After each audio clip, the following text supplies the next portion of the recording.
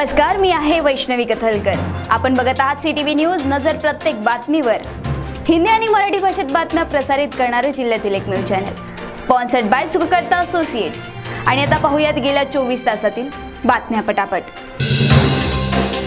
राज्याचे कॅबिनेट मंत्री सुधीर मुनगंटीवार यांनी चंद्रपूर येथील सभेत जे वादग्रस्त वक्तव्य केले त्याचे पडसाद सर्वत्र उमटत आहे। मुंबई काँग्रेस कमिटीने त्यांची तक्रार निवडणूक आयोगाकडे केली। याची गंभीर दखल निवडणूक आयोगाने घेतली असून जिल्हाधिकाऱ्यांकडून माहिती मागवली आहे। त्यामुळे सुधीर मुनगंटीवार यांच्या अडचणीत वाढ होते की काय अशी शंका सर्वत्र व्यक्त केली जात आहे।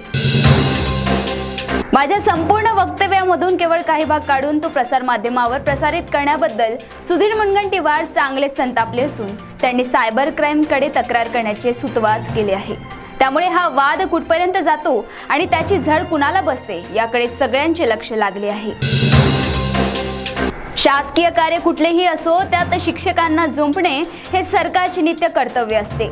आता येणाऱ्या लोकसभा निवडणुकीच्या कामाकरिता जे शिक्षक ट्रेनिंग पूर्ण करणार नाहीत त्यांच्यावर कार्यवाही करण्याची ठाम भूमिका केंद्रीय निवडणूक आयोगाने घेतली आहे।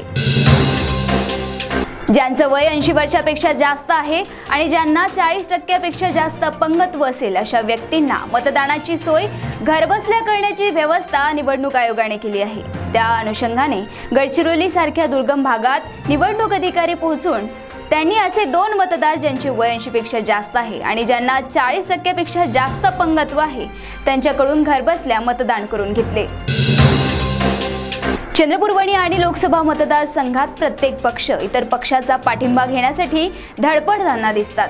त्याच अनुषंगाने 7 एप्रिलला BRS पक्षाकडून सुधीर मुनगंटीवार यांना पाठिंबा दिल्याचे पत्र प्राप्त झाले होते। परंतु BRSचे नेते भूषण भुसे यांनी मात्र या गोष्टीचा इन्कार करत ते त्यांचे वैयक्तिक मत असल्याचे सांगितले। भारतीय जनता पार्टीचे उमेदवार सुधीर मुनगंटीवार यांच्या वादग्रस्त वक्तव्यामुळे चिडून जाऊन एका तरुणाने त्यांच्या प्रचार रथावर शेणफेक केल्याचे व्हिडिओ प्रसार माध्यमावर प्रसारित झाले।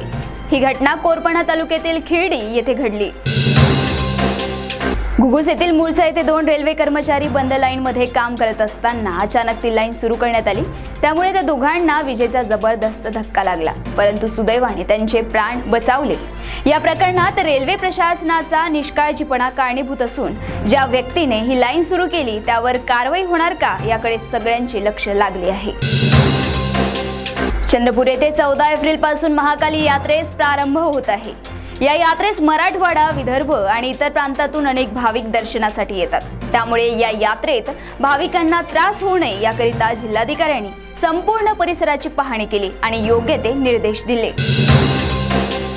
सध्या लोकसभा निवडणुकीत सर्व शासकीय कर्मचारी गुंतले असताना रेती तस्करांनी मात्र ही संधी साधून अनेक ठिकाणी अवैध रेती तस्करीचा धंदा सुरू केला आहे। याची कुणकुण पोलीस अधीक्षक मुमक्का सुदर्शन यांना लागताच त्यांनी तात्काळ कारवाई करत राजुरा येथे 5 रेती भरलेले ट्रॅक्टर जप्त केले आणि संबंधितांवर गुन्हे दाखल केले।